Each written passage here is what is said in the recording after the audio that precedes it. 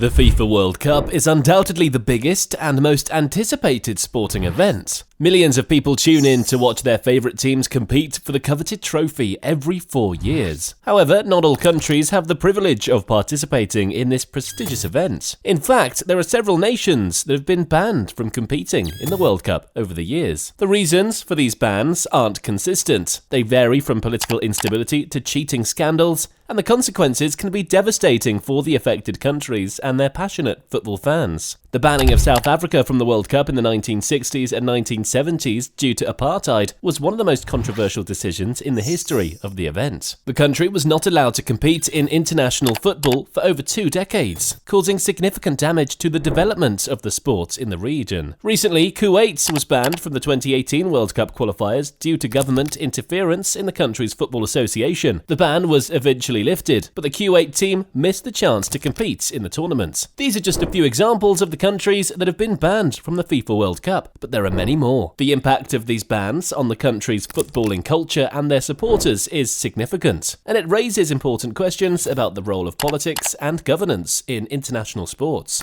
FIFA often forbids nations from taking part in World Cup competitions. In 2022, the footballing body decided that Russia would be barred from events, including the World Cup tournament in Qatar. Due to its conflict in Ukraine, Russia has been despised globally, and this is also true in the world of sports. Russia's ban from the 2022 Qatar World Cup represents one of the few instances that a country has been officially banned for political activity. Usually, national teams are more frequently suspended due to problems with their respective football associations or outside meddling. Here are a few nations that FIFA has periodically banned over the years, whether for political or non-political reasons. Russia. In February, FIFA and UEFA banned all Russian clubs and national teams until further notice, due to its war against Ukraine. Some European teams, including England, Poland and Sweden, have already declared that they would not face Russia due to pressure from other nations. The women's squad and Spartak Moscow were prohibited from competing in this summer's Euro 2022 competition, and the Russians men's team was denied entry to the World Cup. The ban caused mixed reactions from different quarters. Some insisted that FIFA and UEFA had no right to ban football clubs because of the political decisions their country made, while others saw it as a great way to protest and raise awareness about the injustice and invasion happening in Ukraine. Vladimir Putin, the leader of Russia, wasn't pleased about the ban, but there wasn't anything he could do. Kenya and Zimbabwe. Countries are frequently temporarily banned due to political meddling or problems with the national federation managing the sport. Kenya and Zimbabwe experienced this recently. Kenya's sports ministry shut down the Football Kenya Federation due to claims that money had been misappropriated. In response to accusations of fraud and sexual harassment of female referees, government officials in Zimbabwe suspended the Football Association. South Africa. FIFA suspended South Africa in 1961 in reaction to the anti-apartheid movement's escalating calls for a boycott. At the time, the country's legislation prohibited mixed-race sports teams. It mandated that foreign nations sending teams to international tournaments conducted in South Africa must all be white. South Africa was later prohibited from competing in the Olympics, international cricket, and the Davis Cup after being expelled from international soccer. Apartheid was abolished in the early 1990s, and FIFA restored South Africa's membership. Ironically, in 2010, the nation hosted the event, becoming the first African country to host the FIFA World Cup. Yugoslavia.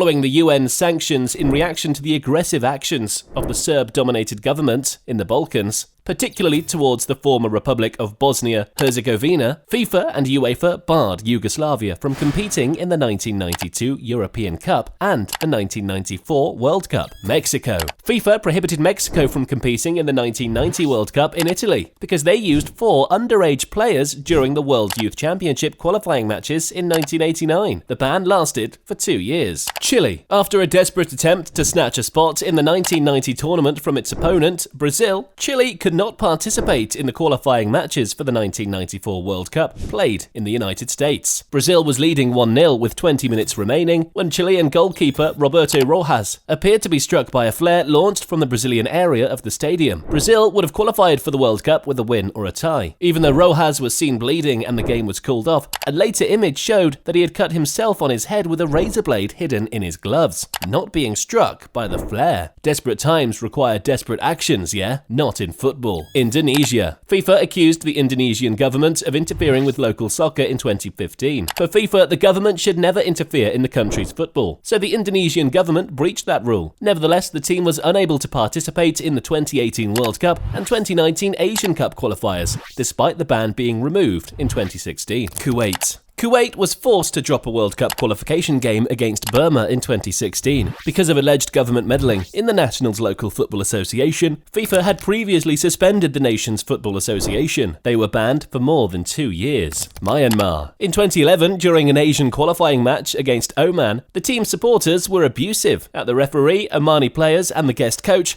they flung glass bottles and rocks. To keep safe, the Omani team eventually made it to the dressing room. Myanmar was eliminated from the 2014 World Cup due to Oman's victory, which FIFA awarded after the game, with Oman leading 2-0. The Myanmar squad was similarly prohibited from participating in the 2018 competition. However, the prohibition was overturned before the competition after an appeal. There are also numerous instances in the past where FIFA did not forbid the offending nations. Incidentally, Nazi Germany took part in the 1938 World Cup. Despite a military takeover 2 years earlier, Argentina hosted and played in the tournament in 1978. According to experts, a military detention facility where political prisoners were held and tortured was not far from the stadium where the World Cup final was held. As a result of widespread anti-government demonstrations in Iran this year, some activists, including Iranian athletes, have called for the exclusion of the national soccer team from the competition, even if not all Iranians agree that a ban is the most effective form of protest. However, experts point out that banning soccer teams based on their nation's political history can create a tricky precedent that may be applied unevenly, given that many nations violate human rights, such as the host nation Qatar's treatment of migrant workers or Israel's harsh treatment of Palestinians. According to analysts, imposing a ban in the case of Iran, for instance, could have created a problematic precedent. At what point do you stop? These problems exist in many nations. Banning countries from the FIFA World Cup is a complex issue that touches on politics, governance, and the spirit of fair play in international sports. From South Africa's long-standing ban due to apartheid to Kuwait's recent ban due to government interferences in its football association, these bans have profoundly impacted the affected countries and their football fans. The reasons for these bans vary, but they all raise important questions about the role of politics in sports and the need for fair and equal participation in international competitions. Governing bodies like FIFA are committed to ensuring that all nations have the opportunity to participate in the World Cup, and that political and other external factors do not interfere with this goal. Ultimately, the FIFA World Cup is a celebration of football and its ability to unite people from different cultures and backgrounds. By addressing the issues that have led to banning countries from the tournament, we can work towards a more inclusive and equitable future for international football.